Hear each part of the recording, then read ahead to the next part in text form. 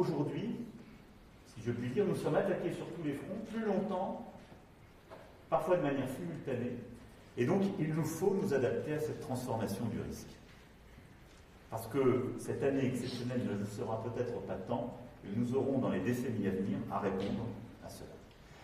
Alors je veux d'abord dire que nous n'avons pas attendu cette saison collectivement pour réagir. Parce qu'il y a 5 ans, je n'oublie pas que j'étais face à une assemblée relativement comparable. Il y avait plus de Sud-Est et moins la France entière, si je suis honnête, parce que c'était les feux très durs que nous avions vécus dans le Var, l'Alpes-Maritimes et ailleurs. Mais nous avions déjà subi des feux très durs, et donc depuis 5 ans, nous avons beaucoup fait, je vais le dire ici. Le budget de la sécurité civile, ces 5 dernières années, a été augmenté de 40%. 40%. Nous avons décidé ces dernières années des investissements considérables.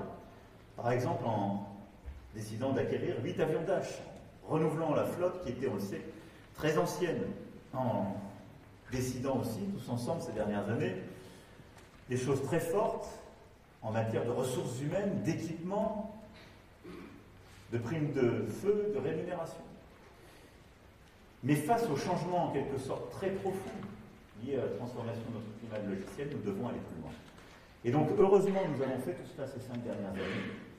Malheureusement, ça n'est pas suffisant. Et il nous faut penser une stratégie nouvelle. Et c'est en quelques mots ce que je veux vous dire aujourd'hui. Et cette stratégie, pour moi, repose autour sur 3 piliers. Mieux prévenir les incendies. Réussir ensuite à lutter plus efficacement et renforcer les moyens de lutte contre l'incendie, à la lumière de ce que nous sommes en train de vivre. Et puis reboiser et gérer durablement nos forêts, qui est là aussi un axe essentiel.